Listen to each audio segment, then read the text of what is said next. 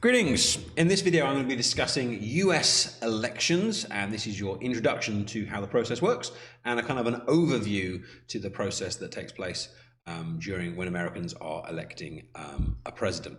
So this is the general list, the process of what happens. So whereas in the UK, it's relatively straightforward, and you have a situation where either the Prime Minister calls the election, or under the Fixed Term Parliament Act, the kind of the date comes up, and then you start a general election. You have a month of campaigning, and then you vote, which is pretty straightforward. In America, there are actually many different things that go up to a presidential election, and that's because the Americans have something known as a primary system.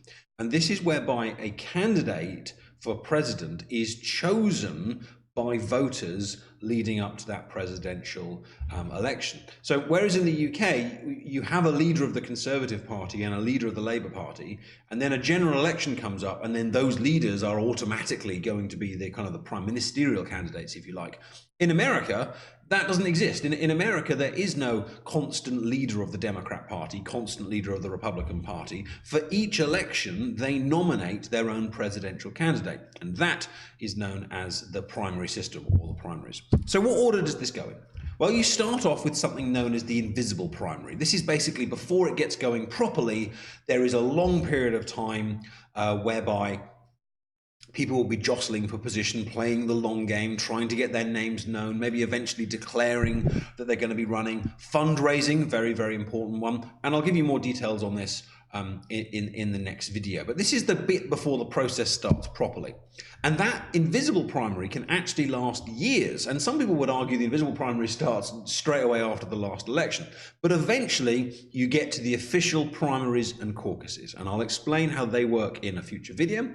But essentially, this is where each state actually votes for their candidate. The Democrats vote for the Democrat candidate, and the Republicans vote for the Republican candidate, with some exceptions along the way. But essentially, this is not Democrats versus Republicans, this is Democrats versus Democrats. This is Republicans versus Republicans. They're trying to choose which Democrat is going to be the candidate, which Republican is going to be the candidate. And that takes place through a series of votes known as primaries, and each state votes at a different time. Some states vote on the same day, but it is a period of voting that takes place over a number of months. Once you have these two winning candidates, the winning Democrat, the winning Republican, they have to choose a vice president. And there's going to be a lot on their mind when they choose a vice president. Are they going to choose one of their defeated rivals? Are they going to choose a friend? Are they going to choose someone that's very opposite to them, someone that's very similar to them? We'll discuss it in a future video. You then get the National Party Convention, the big party at the end of it, to say, this is our candidate. Now, these used to be incredibly important because this used to be where the candidate was actually selected. These days, it's more like rubber stamping it or drawing a line under it or just having a kind of celebration, lots of balloons, lots of streamers, lots of fireworks. It is an important moment, but perhaps these days it's mainly publicity. But again, we'll look at them in more detail in a future video. Once we've got past all of the selection process and the primaries and the conventions and the choosing the vice president, excuse me, finally you actually get to the general election campaign. So this is the first time the Democrat will take on the Republican, and finally their policies are kind of put to the test versus each other. Now they know what their opponent is, and of course there'll be TV debates.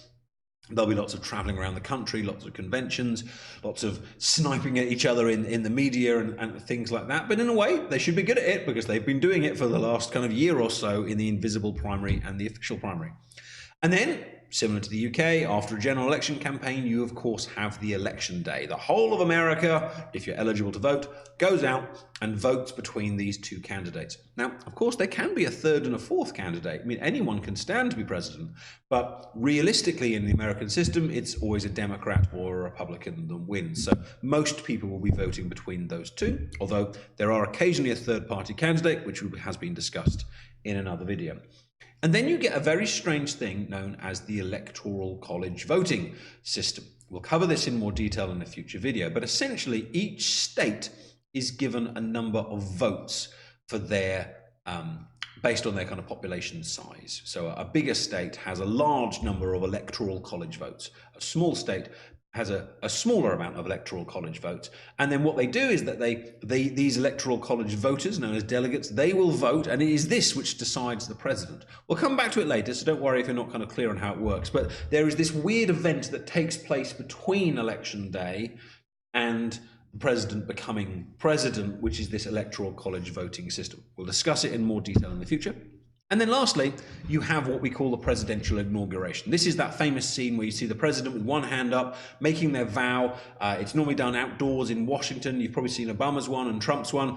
And then they get to make a speech. There'll be huge crowds, lots of cheering. Past presidents will be there. It's a very important moment because this is the moment when a man, and it has always been a man so far, goes from not being a president to being a president, a head of state. In a way, it's like a coronation of a queen.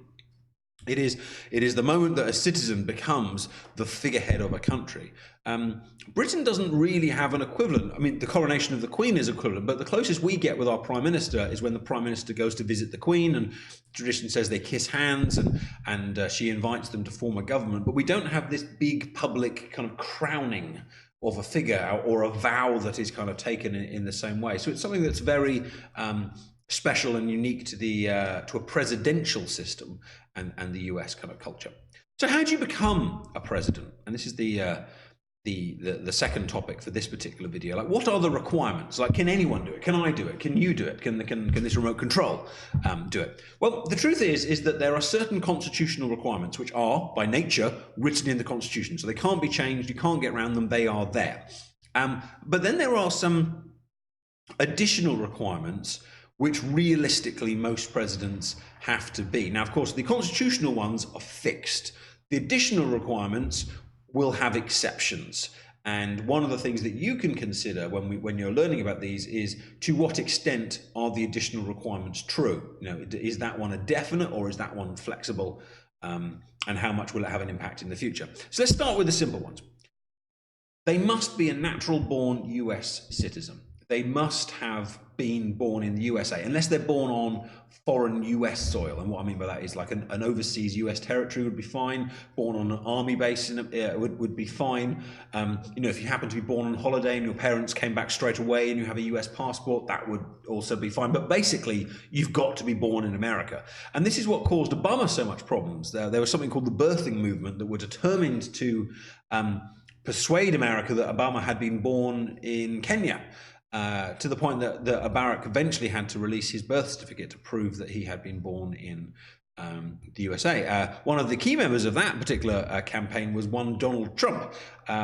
So where a president is born can be something that's going to be used against them. Because if it had been proved that Obama was not an American citizen, he couldn't be US president. And I'm not sure what would have happened in that particular circumstance, but certainly the judiciary would maybe have to make a ruling or something like that. It would have caused a big mess. They have to be 35 or over. Different ranks of the US kind of political system have different age requirements. It's slightly younger for the House of Representatives, it's slightly older for the Senate, and it's 35 or over for the president. Most presidents have been pretty old. Donald Trump is one of the oldest ever. If Joe Biden or Bernie Sanders win in 2020, they would be older still. Very few presidents have been young. You're looking at kind of like Obama, one of the Roosevelts.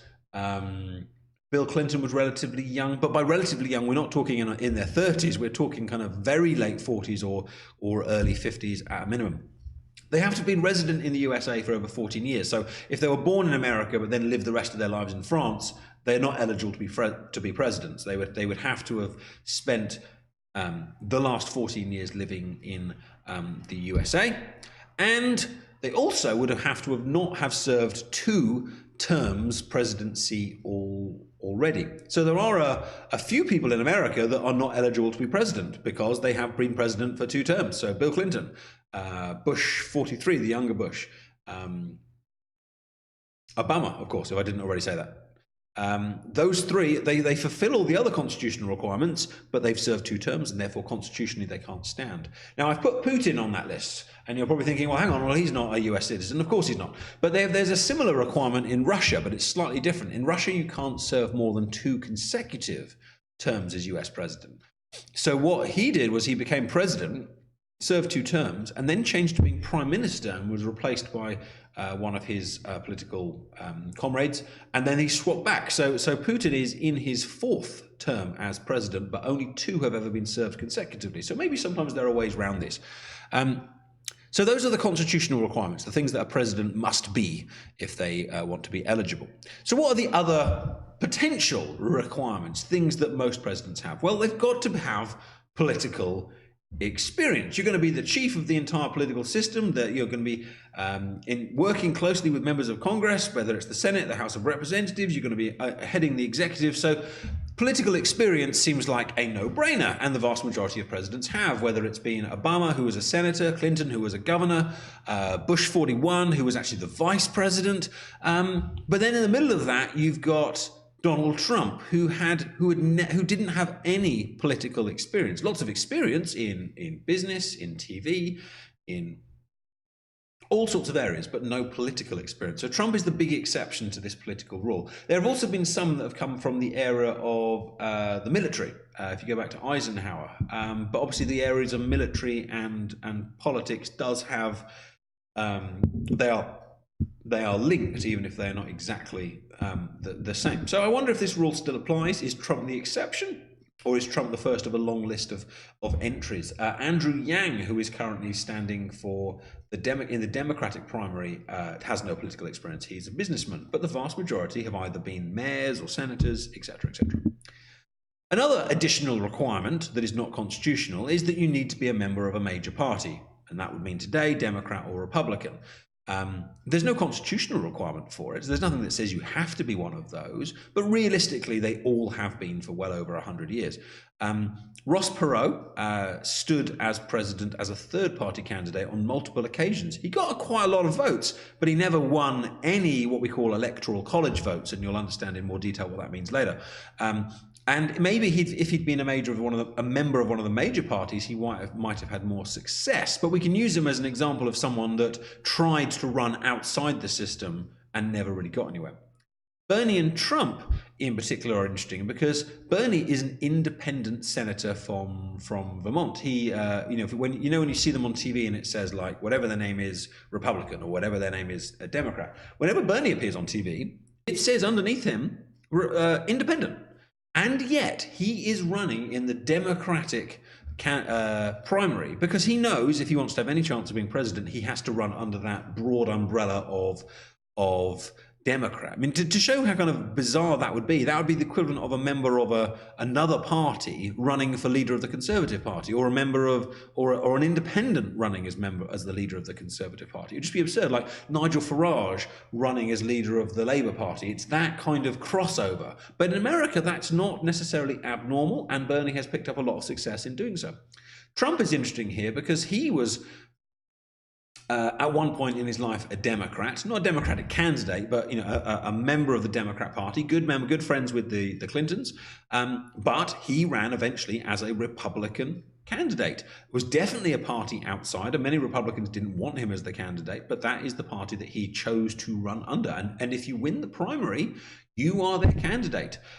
So there is no real requirement in the Democrat Party for you to necessarily be a Democrat. You just have to persuade the Democrat nation, if you like, that you should represent them. Let's get controversial.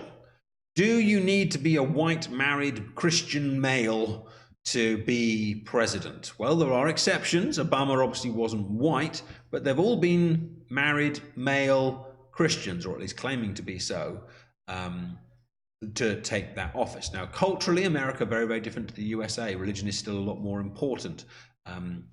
Gay marriage is now legal, but it is still far more controversial over there than perhaps over is here in the UK. Pete Buttigieg, who I always struggle to pronounce the surname of, who running for the Democratic candidate, is gay. Openly gay, so it'll be interesting to see how far he gets and whether that becomes another trend setting. But perhaps these are some of the requirements that you don't necessarily think about, but actually in political reality, you're far more likely to be successful if you fit the demographic that is expected. You also need to have the ability to raise huge sums of money. Fundraising is incredibly important. We're going to be looking at it in a future video. If you don't have any money, you don't have any campaign. If you don't have any campaign, you're not going to be president of America. On the back of the fundraising, you've got to be well organized. You need a team, you need effectively a chief of staff, you need people to go out and campaign on your behalf, you need to be able to get on TV shows, you need to have conventions. So organization is important. You can't do it all by yourself. What about this one? You need to be photogenic, good at debating. I was discussing this in class earlier, and photogenic can mean different things. It doesn't necessarily mean good looking, but perhaps you have an aura about you, a star quality to you, and you've got to be able to hold your own, whether it's against an interviewer or whether it's against a kind of a political opponent or a primary opponent. And the reason why I've kind of put those three members there is because Trump isn't traditionally good looking in the way that we might think about it, but he definitely has a presence. His debating style is very unusual, but he still won. Nixon was famously got very sweaty, and he was often called Tricky Dicky because he looked so shifty. And if you look back to Winston Churchill, I don't think we'd be saying that Winston Churchill was a kind of a good-looking hunk. So maybe times have changed. Maybe looks are more important in the modern era, perhaps in the TV era, when you're constantly going to be appearing on people's screens. You've got to be able to kind of make an impression visually, as well as kind of audibly with what you kind of say. And if you do look back at kind of past prime ministers, you can see, and presidents, you can see the importance of image becoming more important in the way they kind of dress, the way they handle themselves, and the way they kind of appear on TV. Churchill famously, I know that's UK politics, but Churchill famously hated going on the radio and hated going on TV and avoided it wherever kind of possible, even though he's one of the most well-known orators in British history. So whereas the current crop of politicians have to appear on TV every day, debating, persuading, etc., etc. So ask yourself whether that is an essential quality of a future president. So there we go.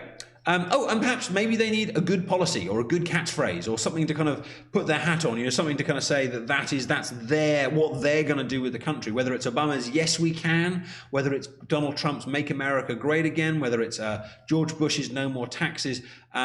They need something that people can kind of believe in, something that they are going to do. So whether it's Medicaid for All is one of the ones that kind of comes up from the Democrat side of it, whether it's Keep America Great, might be Donald Trump's new one, I don't know, but something that people can look through and go and to know what that candidate stands for.